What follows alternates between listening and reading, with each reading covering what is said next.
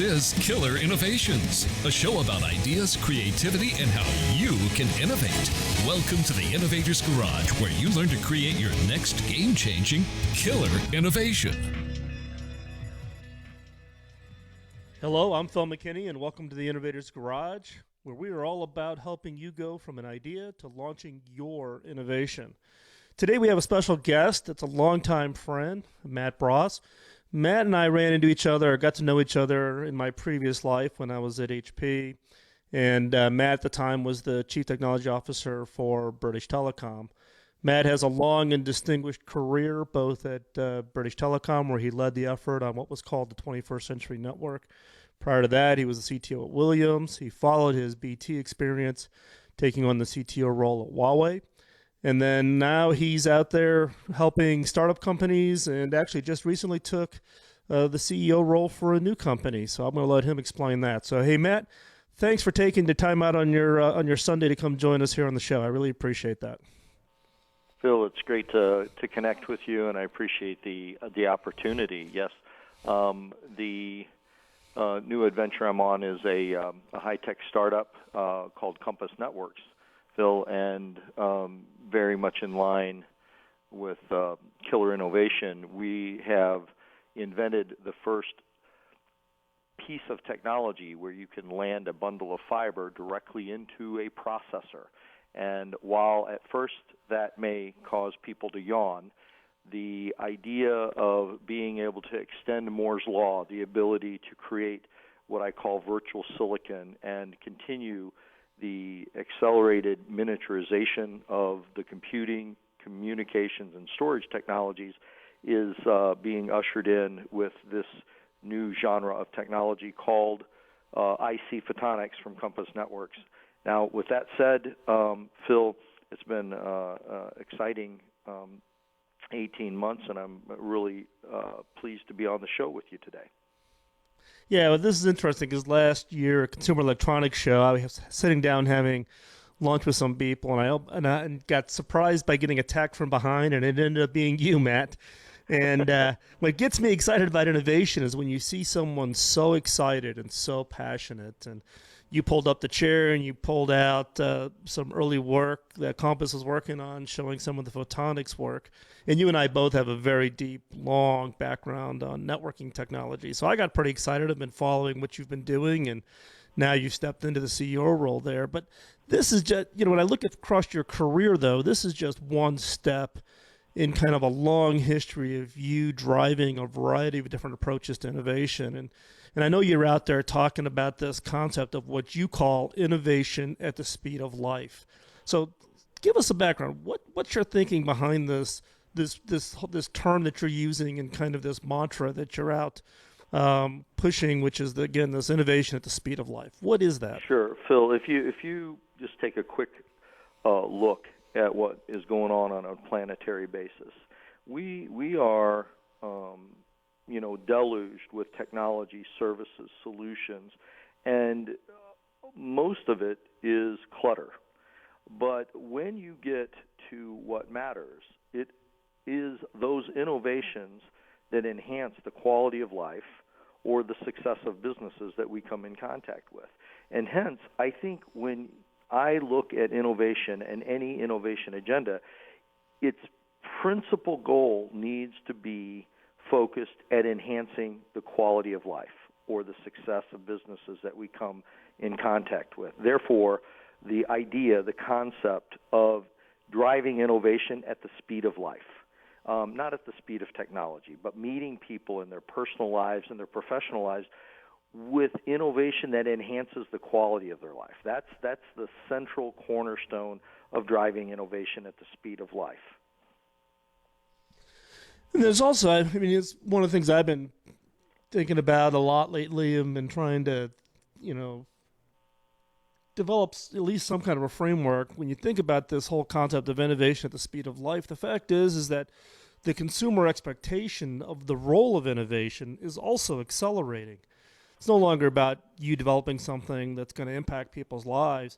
There's almost this pull effect where people are expecting the innovation to be there to solve the big problems that we're facing. Do you agree with that? Are you sensing that also? Phil, for sure. The whether you are in an emerging technology company or in a large multinational trying to drive innovation, the nature of innovating today has fundamentally changed. And what I like to say is that we have to innovate the way we innovate. We actually have to go at the core of innovation. If you look at innovation in the recent past, everything would happen within the boundaries of the payroll of the organization within which you worked. But today, the innovation will necessarily require you to unleash innovation beyond the boundaries of the payroll of your organization. And that means that you have to be collaborative. You have to be you have to look across multiple disciplines. And so I think when you referenced the big infrastructures that we've built, 21st Century Network at British Telecom or the large deliveries of infrastructure from HP, one of the big differences today is that infrastructure cannot move at the same time cycles as customer expectations. And so what can is software. We have to really move away from infrastructure-based innovation to innovations that happen at the speed of life. And that means they are going to be driven increasingly from the use of software-defined networks and network feature virtualization and innovations that take place in software cycle times so that we can actually drive things that enhance the quality of people's lives. The notion of big monolithic infrastructures is actually somewhat broken one. Yeah, and I think it's a good point. And I think, you and I have had this conversation on and off over the years, right, of trying to be the innovation catalyst inside of large organizations. And I love a term that you've coined, which is this whole concept of what we call the innovation straitjacket, right? So you're going to be the innovation change agent inside the large organizations. And as soon as you said innovation straitjacket, I got the mental model. I looked back on my own career, and I'm like, wow, that nails it. Talk a little bit about that whole concept of, or at least share with the listeners a little bit of your perspective. They've heard me pontificate on this across multiple shows, but I'm sure they want to hear at least your perspective of trying to be the innovator inside large organizations. Well, Phil, clearly when you work inside of a large organization, you've got these multiple stakeholders that you're trying to get to align and to enable you to deliver the innovation. And when you start this new role and you're part of this new innovation group, what you don't realize is there's a secret room that they wheel you off to, and there's padded walls, and they slide you into a straitjacket, and they say, now, deliver us a consistent drumbeat of innovation, and let's make sure that the margin contribution out of this is fantastic. And, oh, by the way, you need to make sure that the scale of your innovation out of the chute moves the needle for the company. Hence, innovation from a straitjacket. The idea is that most people driving innovation within large organizations believe the constraints wrapped around them that they're strapped into are the principal barriers to driving the very innovation that the company and the leadership seek. So I think, the approach that we've developed over the years, and I look at it as what I call the innovation continuum. You have to really look at innovating the way you innovate within a company. If you invent the most brilliant thing in the world, but you implement it poorly, you wreck the value of what you invented. If you implement it pristinely, but you operate it poorly, you wreck the value. If you productize it in an ill-conceived way, then you wreck the value of the thing that you invented, implemented, and operated. So the idea, Phil, is that to drive long-term and sustainable differentiable shareholder value in organizations and to be that person, that group, and drive that culture, you have to actually look at innovating within each one of the areas within which your business operates. You have to innovate in the invention part of the business, in the implementation, in the operation, in the productization, and the go-to-market, and even the financial model.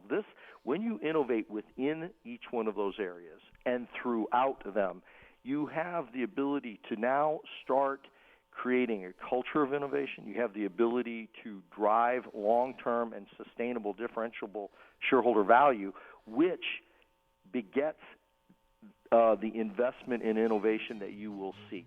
So you have this kind of virtuous cycle. Then the challenge, Phil, is having the perseverance. Hey, Matt, we're going to have to take a break here real quick. We're going to jump off. We got to pay some bills here with some of the sponsors. So stay right there. We'll be right back with Matt Bross. And I'm Phil McKinney. This is Killer Innovations on the BizTalk Radio Network.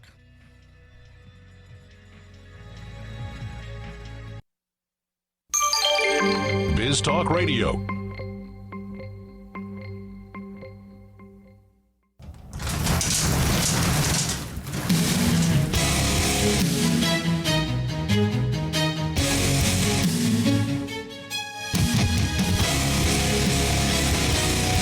This is Killer Innovations, a show about ideas, creativity, and how you can innovate. Welcome to the Innovator's Garage, where you learn to create your next game-changing killer innovation. I'm Phil McKinney, and welcome back to Killer Innovations. If you're just joining us, our guest today is Matt Bross. Matt and I have been friends for many, many years. Matt is the former CTO at Williams Communications, which is now known as Level 3. CTO at British Telecom. He went on to become the CTO at Huawei, the Chinese equipment manufacturer. And most recently, he took on the chairman and CEO role at Compass Networks. And Matt, let's pick up where we left off. But before we do that, I first of all have to apologize. Radio can be somewhat of a little bit of a struggle, given that we have those hard breaks for the commercial breaks. You were talking about the innovation continuum, and I think this is just such an important concept. I want to pick up where we left off, or actually feel free to rewind and let's go through that whole concept of what you refer to as that innovation continuum. Well, Phil, thanks. We started the discussion with the notion of innovation from a straitjacket, and often what people find themselves is wrapped up in the bureaucracy of their large organization trying to manage multiple stakeholders. And what I've found is that there are two elements that can help pierce that bureaucracy. One is what I call the innovation continuum, and the innovation continuum is simply a model that, when implemented, you can enable your organization to drive that long-term, sustainable, differentiable shareholder value that they seek. And the concept of the innovation continuum says that you, as the innovator, have to really innovate the way you have done innovation. You've got to look at the areas that your business operates and innovate within each one of them. As I was saying, that oftentimes people think when they come out with a new product that product itself is the innovation. But in fact, if a company is coming out with a new product contemporaneously and they're driving new implementations of it more quickly, they're operating it better, they're getting it to market in more creative and effective ways, these innovations in the implementation, operation, and go-to-market can wrap around that central product and actually cause you to be much more competitive. This is where you create standout innovation within large organizations, is knowing that you need to innovate within and throughout that continuum within you, the one that you work in. Now, the second concept, Phil, is around an innovation dividend. How do you measure? How do you quantify? This can be so difficult to get at. What is the quantifiable benefit of the innovation that you're driving from your organization or from your team? And so, I'd like to give a couple of minutes on that innovation dividend piece as a way to measure and quantify so that you can actually take back into your organization the investment that is required to sustain the innovation. These two things work in a virtuous cycle such that you can unwrap that straitjacket and actually get fully animated and start building that culture of innovation so many people desire in their organization. Yeah, and I think the whole issue of the innovation dividend is critical, particularly in large organizations, right? I could probably write a whole book on how to try to convince senior executives, particularly the CFO, on the value return from the innovation investment. And a lot of people out there believe that there's no way to measure it. It's kind of this black art. I'd yell BS on that. You've got to find a way to measure it. So why don't you go ahead and share your thoughts on the innovation dividend and what you found on your side, and then I can also contrast it with my own experience. Well, Phil, what I found is that if you are working in the innovation organization, you are rarely accountable for the actual implementation and operation of it. So what you have to do is build alliances with those organizations. And the innovation dividend, I'll just give you an example at British Telecom. What we did was we created a set of innovation calendar of possibilities. And this was done by the internal team. The next, we had our innovation calendar of demand. And when something went on the calendar of demand, there was a business owner that was sponsoring a kind of a 10-page innovation document around what could we do together. Then the third stage was to take that to a rapid prototype using agile development, whereby you had a business owner that was on the journey with you, but now they wanted to really see what was the impact of the existing system estate. How would we get it into the channel? How would it actually piggyback on the existing portfolio? Well, here I'm going to draw a bright line. What we did, and quite successfully I'll say, is that we created this concept of measuring the 3-year forward-looking impact as signed off by that business unit. When that business unit or when that business owner said, I want to take this into development, into the market, you then had internally came up with this innovation potential vision statement.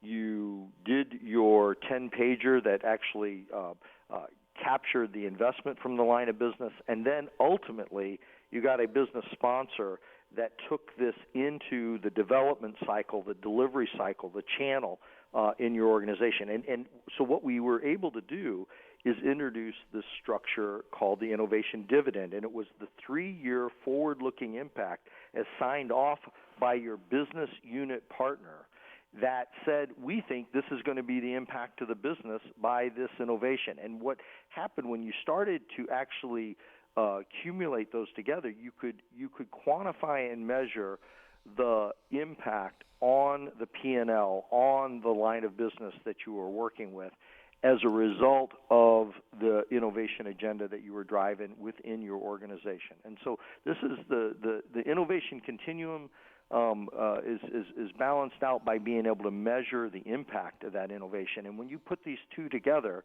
I think you position your company to drive long-term, sustainable, differentiable shareholder value, and as we started the discussion out, really driving innovation at the speed of life, not at the speed of technology.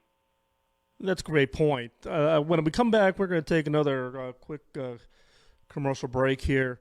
When we come back, what I'd like to talk about, you have a unique position, the fact that you've worked as a CTO role with a number of large organizations, Williams in the U.S., British Telecom in the U.K., and Huawei in China. And there's been this contrast or discussion about what does innovation look like in different parts of the world. So when we come back, I'd like for you to think about answering that question: is how do you contrast innovation between the different companies and different regions of the world that you've involved in? So we're going to be right back. Matt's going to join us for the third segment. To help you go from idea to innovation, we're giving away our 2-hour audio course titled Creating Killer Innovations. Text the word innovate to 33444 or download at killerinnovations.com/innovate. So don't go anywhere. We'll be right back. Need to pay a few bills here with our sponsors, so stay tuned. I'm Phil McKinney. This is Killer Innovations on the BizTalk Radio Network.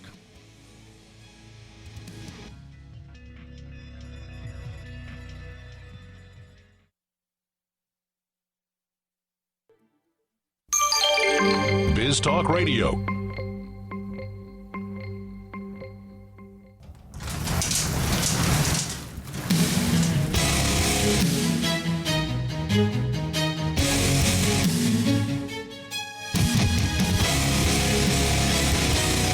This is Killer Innovations, a show about ideas, creativity, and how you can innovate. Welcome to the Innovator's Garage, where you learn to create your next game-changing killer innovation. Welcome back to Killer Innovations. I'm your host, Phil McKinney.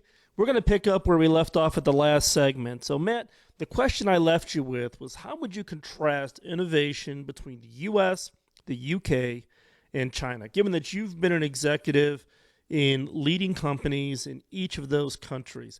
Is it the same? Is it radically different? What's your perspective? So, Phil, in some ways it's the same. I'll start with the differences. If you look at today, innovation in China, China is awash with capital looking for places to go. And in China, the principal interest in innovations seeking that capital really need to exploit the Chinese market first. And so in China, the access to capital is very high.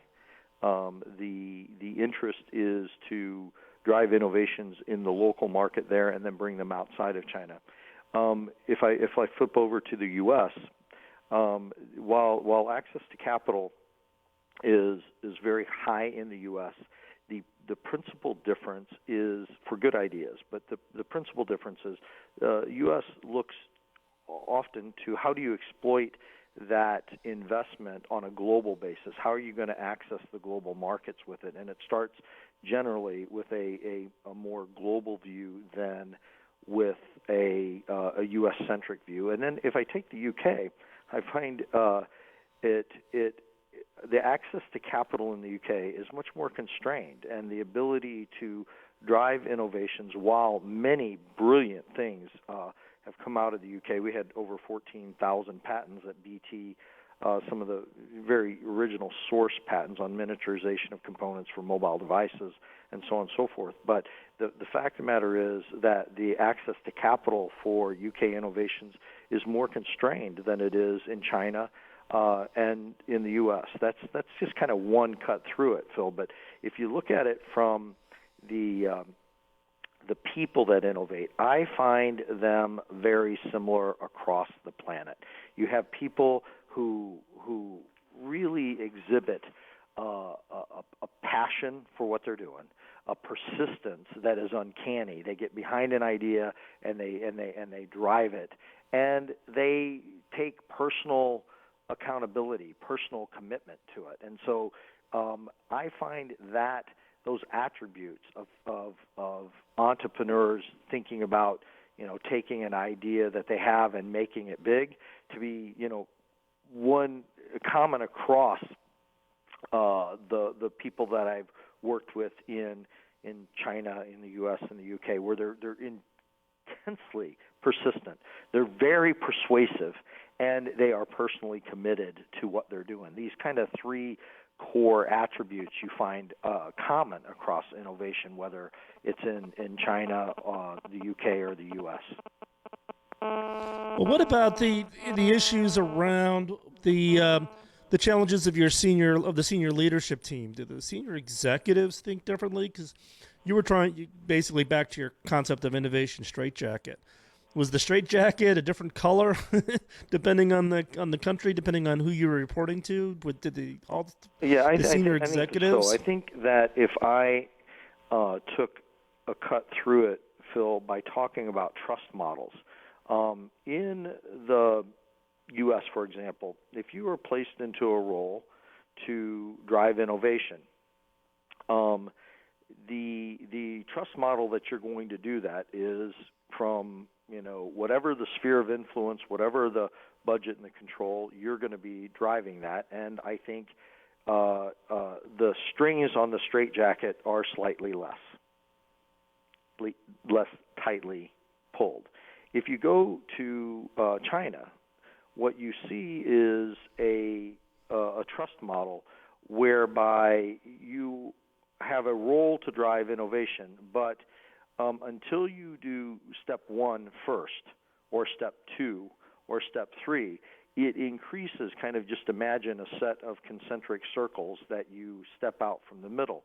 So when you talk about it from a senior executive perspective, yes, in the U.S. and to a large part the U.K., when you take that role, you are expected to operate across that role and are in a trust circle that starts at the outer concentric circle, and if you don't deliver, gets smaller.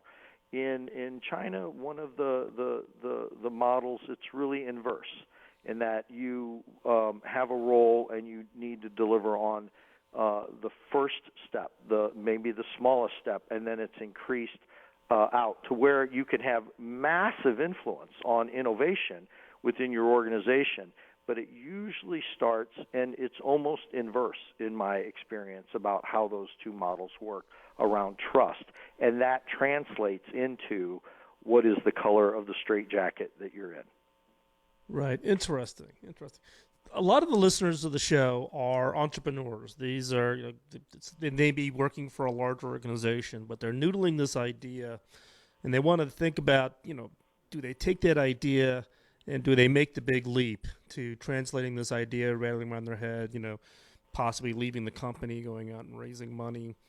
You've been on both sides of it. You've done it inside the corporation. You've done the startup thing. You've advised startups.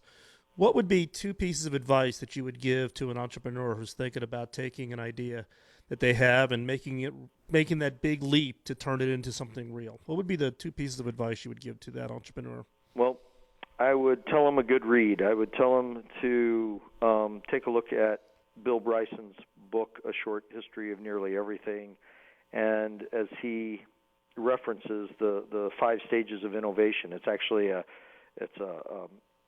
expansion of Alexander von Humboldt's 3 stages of scientific discovery. But Phil, in there is a set of nuggets of wisdom that whether you're in a large organization and you're about to launch something, or you're going to step out, put up your own shingle and do it, those 5 stages that Bill Bryson points out are, the first stage is that people will deny that the innovation that you see is required. The second stage is that if it by some chance is required, people will deny that the innovation will be effective. The third stage, which I find these to be just profoundly correct, is that even if it's required and effective, people will deny that your innovation is really that important. Should it be required, effective, and important, people will ultimately deny that the innovation will justify the effort required to adopt it. These 4 stages, every innovator within an organization or putting up their own shingle are going to be faced. Then the 5th stage. This is when people accept and adopt the innovation, enjoy its benefits, and attribute it to people other than the innovator. And so painfully so, they deny the existence of stages 1 through 4. So knowing what you're getting into, that you, as I said earlier, and I probably would answer the second half of this, Phil, by being you have to be personally committed, whether it's inside or outside with your own shingle. You have to be very persuasive about it, and you've got to, above all, be persistent, because the most significant innovations don't happen overnight. If you understand anything about them, they're generally conceived and driven and nurtured and worked hard on for a long period of time before you see the fruits of that effort. So those would be my I agree. Be well read and be persistent, be persuasive, and be personally committed to it. Perfect. Those are great examples. So, Matt, if people want to follow you and what you're up to, what's the best way they can find you?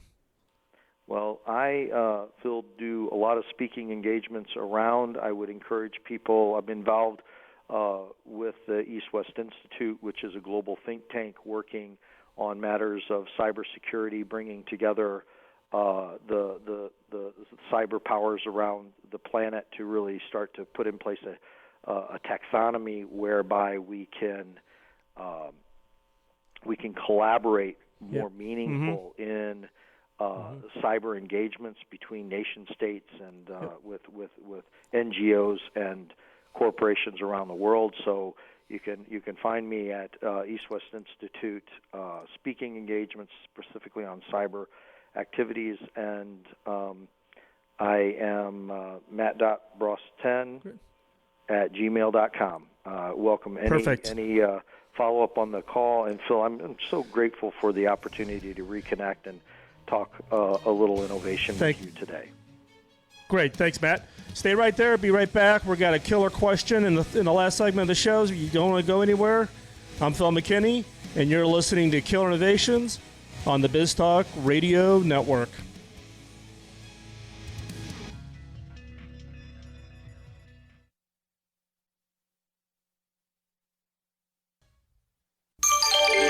BizTalk Radio.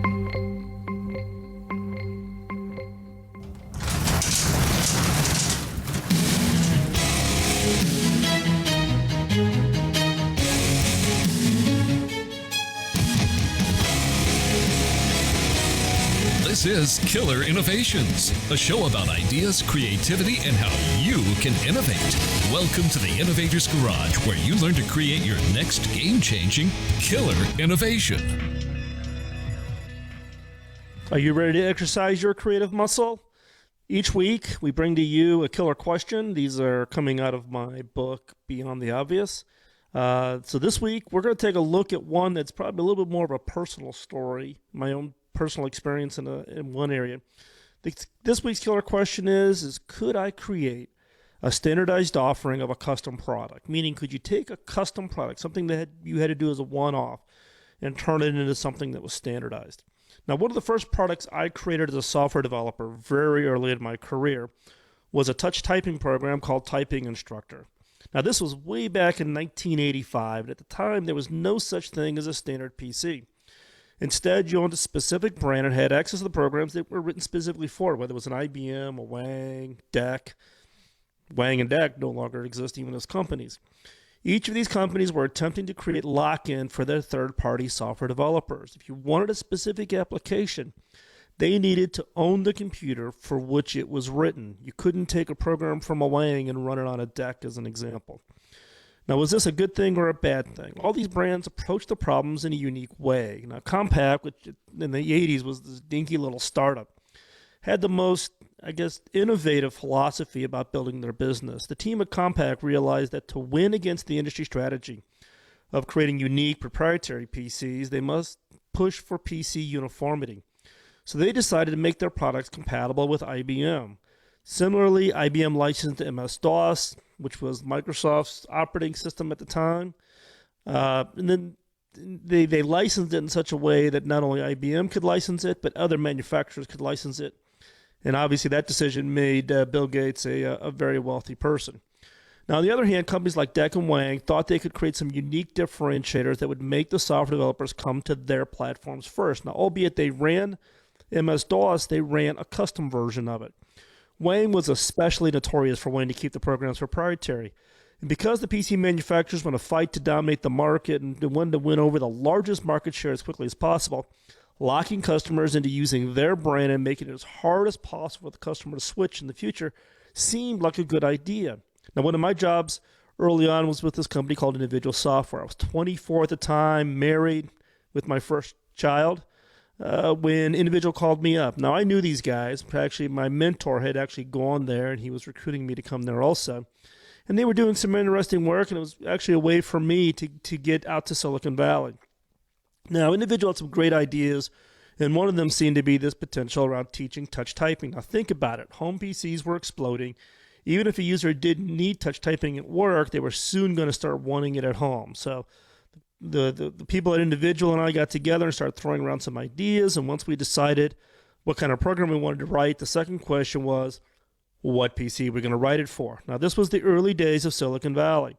Individuals at this crucial phase of a young startup company. We had the resources to make one or two moves, but if those moves didn't work out, we were all going to be out of cash and we were all going to be on the street. So one of the biggest stumbling blocks was the fact that in the mid-'80s, there was easily a dozen major PC manufacturers in widespread use. While each of these companies used the same OS, they'd all tweaked it by adding custom code to MS-DOS to make it work with their hardware. Clearly, some of these PC companies were going to fail, but there was no guarantee which company was going to win. Since each of these PCs required its own version of the program, you could decide which one you were going to write for. So individual needed to get products out as soon as possible, but any choice we made was automatically going to eliminate majority of the potential customers. And writing an individual program for each operating system was not financially possible. We had limited R&D dollars to spend, and the future of the company was riding on making the best choice. So what do? Traditionally, a company like ours would write a program and then spend lots of R&D dollars on porting it to all the different versions of the operating system. However, this was not going to work for us. We couldn't afford it. So what could we do? We turned this question over on its head. Finally, we did what innovators throughout history have done in this kind of situation. We said, forget the obvious solution, and we turned to take a crazy gamble. Instead of writing the program specifically for IBM or Wang or DEC, we took the same amount of money and created a software engine that essentially worked as a universal translator and allowed the same program to work on any of the existing PCs, and this was a first for the industry. While the industry thankfully has moved away from proprietary PCs, developing the translation engine rather than worrying about the program was a 180-degree turn from what most everybody else was doing at the time. It could have killed the company and left us well on the street, yet it paid off. And if you go into a big box computer store today, so if you're in the United States and you go into Best Buy, you can still today, in 2015, buy a copy of Typing Instructor, more than 30 years after it was first written. Now, the code's all changed, but the product is still fundamentally the same. And it's one thing I always do with my kids, and now I'll be doing it with my grandkids, taking them into Best Buy and pointing out the programs that I actually wrote and that they can actually still purchase. Now, it's not hip, it's not glamorous, but it worked, and it worked really well, and we broke some fundamentally new ground. Now, the industry has moved on beyond that, but that's what counts. So the sparking point questions is, what custom products could be transformed into standard mass market offerings? Could you keep the feel and desire for custom products while expanding the customer who can afford it? How could you disrupt the structure and finance of an industry based on custom products? So get your idea notebook out, set aside 10 or 15 minutes each day. Now, that's not much time, 10 minutes, 10 to 15 minutes, but it could have a huge impact on you and your career. And keep track. Do it every day, sitting down, brainstorming your ideas to answer these questions. So go ahead, do it. You learn by practicing. So to dig deeper on how to go from ideas to innovation, we've set up a new store. Visit innovation.tools, where you'll find books, courses, workshops to support you achieving the dream of creating game-changing innovation. So go over to innovation.tools, check it out. If there's things on there or things that are not on there that you think should be, drop me a note at phil@killerinnovations.com. Also, don't forget, go to killerinnovations.com. That's where we place all the show notes, all the links that are mentioned by all of our guests. You can go back and you can look back on the 11-year archive of the show. Also, don't miss out on the great shows on BizTalk Radio Network. Visit biztalkradio.com. And while you're there, grab the mobile app and you can listen to Killer Innovations live each Sunday at this time.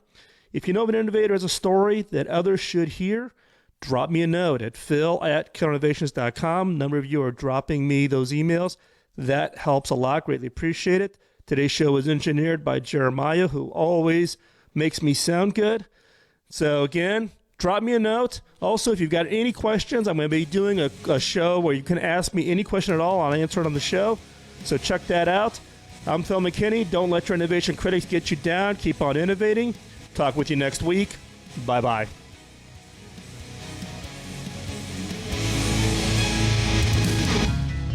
The opinions you hear on Biz Talk Radio are those of the hosts, callers, and guests, and do not necessarily reflect those of this station, Biz Talk Radio, its management, or advertisers. The information on Biz Talk Radio does not constitute a recommendation, offer, or solicitation to buy or sell any product or service. If you have any questions about Biz Talk Radio, contact us at 817-274-1609 or at biztalkradio.com. Biz Talk Radio.